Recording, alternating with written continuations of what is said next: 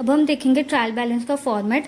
अब इसमें हमारे 5 तरह के कॉलम्स बनते हैं। फर्स्ट होता है सीरियल नंबर, सेकंड होता है लेजर अकाउंट्स। लेजर अकाउंट्स में हमारे सारे वो आइटम्स के नाम आएंगे जिनके हमने लेजर्स प्रिपेयर किए थे। लेजर फोलियो हमने पहले भी किया था कि जो लेजर जिस पेज नंबर पे बना वो नंबर यहाँ पर आता है। जो मेन जो कॉलम्स होते हैं ये, जो कि फोर्थ कॉलम है हमारा डेबिट अमाउंट, टोटल और बैलेंस। इसका मतलब क्या है, जितने भी हमारे लेजर में जिन भी आइटम्स के डेबिट बैलेंसेस होंगे वो इस कॉलम में आएंगे, और जित भी आइटम्स के क्रेडिट बैलेंसेस होंगे वो इस कॉलम में आएंगे।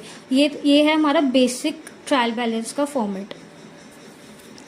अब कुछ हमें पॉइंट्स भी ध्यान रखने पड़ते हैं ट्रायल बैलेंस को बनाते हुए। और trial balance is prepared as on a particular date which should be mentioned at the top. हमने जब भी ट्रायल बैलेंस बनाना हो एक पर्टिकुलर डेट पे बनाया जाता है, तो और वो जो डेट है वो ऊपर मेंशन भी की जाती है। अब जैसे फॉर्मेट में यहाँ पे लिखा हुआ है ट्रायल बैलेंस एज एट के आगे हम यहाँ पे डेट लिखेंगे जिस डेट को हम ट्रायल बैलेंस प्रिपेयर कर रहे हैं।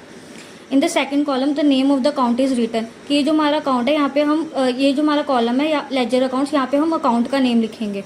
In the fourth column the total of the debit side of the account concern और the debit balance if any is entered, कि यहाँ पर हमारे जितने भी डेबिट बैलेंसेस हैं हम उनके अमाउंट को एंटर करेंगे फोर्थ कॉलम में।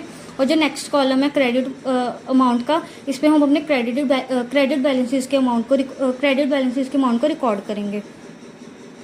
फिर जो ये हमारे जो फोर्थ और फिफ्थ कॉलम है इन दोनों का एंड में टोटल भी किया जाता है। पर यहाँ पे हमारा सीरियल नंबर आता है, नॉर्मल जो हमारी अकाउंटिंग होती है। और ये लेजर फोलियो यहाँ ये फॉर्मेट होता है, बट ज़्यादातर हम जब भी हम स्टडी कर रहे हैं तो लेजर फोलियो पे हम यहाँ पे कुछ फिल नहीं करते, बस कॉलम बना देते हैं। पर जब असली में अकाउंटिंग होती है वहाँ पे लेजर फोलियो में भी नंबर लिखे जाते हैं। That's all about the format of the trial balance and points to be concern. Thank you.